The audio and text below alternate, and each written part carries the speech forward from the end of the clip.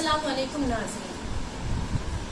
जैसा कि हमें मालूम है कि आज कल हिंदुस्तान में बॉलीवुड की एक फिल्म जो बहुत ज्यादा चर्चा में है, वायरल है और डिस्प्यूटेड भी है कि हम दो और हमारे 12, जिसके टाइटल में अब कुछ चेंजेस करके उसे हमारे 12 के नाम से चलाया जा रहा है। इसके बहुत सारे टीजर, ट्रेलर्स मैं समझती हूँ कि तमाम सोशल मीडिया से लोगों को देखने और सुनने को मिल रहे हैं।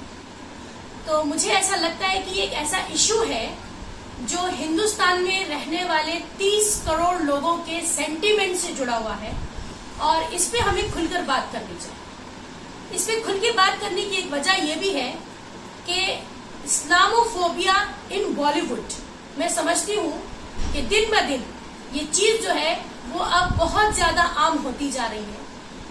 हमें मालूम है कि 10 साल से एक हेट एजेंडा जो काम कर रहा है हिंदुस्तान में, जिसने पॉलिटिकली हिंदुस्तान को पहले कैप्चर किया और उसके बाद फिर धीरे धीरे तकरीबन सभी इंस्टीट्यूशन जो है वो सैफ्रोनाइज होते चले गए और आज एक माध्यम जिसे हम एंटरटेनमेंट का मानते हैं और एक बहुत बड़ी इंडस्ट्री जिसको हम बॉलीवुड कहते हैं, वो भी इससे नहीं बचा हुआ है। चाहे हम कश्मीर फाइल्स उठा ले, केरला स्टोरी उठा ले, लिपस्टिक अंदर बुर्का उठा ले, या फिर 72 हूरे उठा ले, या फिर हम दो और हमारे 12 को उठा ले। ये वो तमाम फिल्में हैं जो एक पर्टिकुलर कम्युनिटी को, एक पर्टिकुलर आइडेंटिटी को न सिर्फ टारगेट करती हैं बल्कि उन्हें डिफेम करके, उनको ह्यूमिलिएट करके, उनको सप्रेस करने की कोशिश है। वरगलाने और प्रोवोक करने की एक तरीका है कि किस तरीके से ये दिखाया जाए कि ये कम्युनिटी और इनका रिलीजन जो है वो बहुत निगेटिव है, वो बहुत खतरनाक है या खराब है। लेकिन यहाँ हमें समझने की जरूरत है कि इस तरीके का बूस्ट जो ऐसे इंस्टीट्यूशंस को मिल रहा है वो कहीं ना कहीं एक एजेंडा है, एक खराब और गलत प्रोपोगेशन है, बदनाम करने की एक कोशिश है, या फिर हम कह सकते हैं कि एक साजिश है। एक साजिश, एक क्या कहते हैं कि सुलझी प्लान की हुई, सुलझी समझी एक स्ट्रैटेजी बनाई जा रही है। क्योंकि एक मेजॉरिटी माइनॉरिटी अगर देखा जाए, जो मेजॉरिटी में प्रेजेंट है वो माइनॉरिटी आज के टाइम में हिंदुस्तान में है और एक बड़ा ह्यूमन रिसोर्स मैं समझती हूँ कि मुसलमान हिंदुस्तान में प्रोड्यूस करता है। लेकिन मुसलमान चूंकि उसूल पसंद होता है और मुसलमान की जो आइडियोलॉजी है वो इतनी ज्यादा कॉन्क्रीट और अपने आप में इतनी ज्यादा साफ सुथरी है कि बहुत सारे ऐसे अलग प्लेटफॉर्म्स हैं, बहुत सारे ऐसे इंस्टीट्यूशंस हैं कि उसमें बैठे हुए लोगों को लगता है कि इनको किसी तरीके से हमने दबाना है। अभी यहाँ पे एक सवाल ये उठता है कि अगर एंटरटेनमेंट के माध्यम से या बॉलीवुड भी इस तरीके के एजेंडे को प्रमोट करता है तो क्या ये हमारी अहम जिम्मेदारी नहीं बनती कि हम इसको कॉन्ट्राडिक्ट करें, हम इसका रिएक्शन शो करें?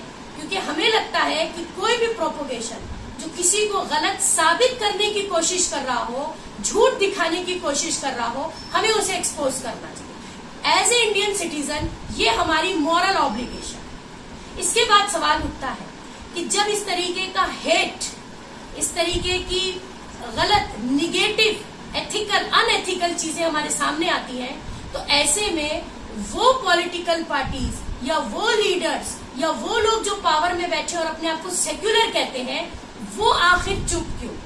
ऐसा क्यों नहीं होता कि वो सारे पॉलिटिकल लीडर्स या फिर रिलीजियस लीडर्स या फिर इंटेलेक्चुअल्स आवाज उठाते कि ये गलत हो रहा है, किसी कम्युनिटी को बिला वजह हैरेस करना या उनके खिलाफ गलत प्रोपोगेशन करना, ये उसको कंडम किया जाए, इसको रोका जाए। क्योंकि मैं मानती हूँ कि ये इंडिया या ये हिंदुस्तान, ये मुल्क मेरा है, मैं इसकी सिटीजन हूँ। ये मेरी एक जिम्मेदारी बनती है कि मैं बात करूँ अपने मुल्क के डेवलपमेंट की, और ये अनएथिकल एक्टिविटीज कहीं ना कहीं हमारे मुल्क के डेवलपमेंट को हैम्पर्ड करती है। इसलिए मेरा एक सवाल यहाँ पर उन तमाम लोगों से है जो पावर में है कि वो अपने पावर का सही इस्तेमाल करते हुए ऐसी चीजों के खिलाफ क्यों आवाज नहीं उठाते। इसको हमें या तो ये समझ लेना चाहिए कि they are also silently agreed with this hate agenda and propagation. One thing. The second important thing is कि वो कॉमन लोग जो पढ़े लिखे हैं अपने आप को इंटेलेक्चुअल कहते हैं, इसमें मैं उन सभी लोगों से मुखातब हूँ जो क्रिश्चियंस हो, सिख हो, हिंदू हो, दलित हो, या किसी भी कास्ट, किसी भी रिलीजन, किसी लैंग्वेज और किसी भी रीजन के हो, कि वो आखिर आगे आके ये बात क्यों नहीं करते कि ये सारी चीजें जो अनएथिकल हो रही है हमारे मुल्क में, ये कहीं ना कहीं आने वाली जनरेशन को कमजोर कर रही है। क्योंकि जब हम हेट पे बात करते हैं, जब हम ये गलत एजेंडा और निगेटिव प्रोपोगेशन फैलाते हैं, तो जो हमारे बच्चों के मासूम जहन है वो सिवाय नफरत के और कुछ भी नहीं सीखते। और उसके बाद ये निगेटिविटी जो आज हम उसमें भर रहे हैं, उनकी पर्सनालिटी डेवलपमेंट को हम रोक रहे हैं। हम अपने मुल्क, अपनी सोसाइटी की प्रोग्रेस को हैम्पर्ड कर रहे हैं। इसलिए आज ये बहुत इंपॉर्टेंट हो गया है कि हम खुल के और बहुत लाउडली इस बात को कंडम करें कि बॉलीवुड जैसा इंस्टीट्यूशन भी, या जिसको एंटरटेनमेंट का माध्यम माना जाता है, वो भी आज बचा हुआ नहीं है।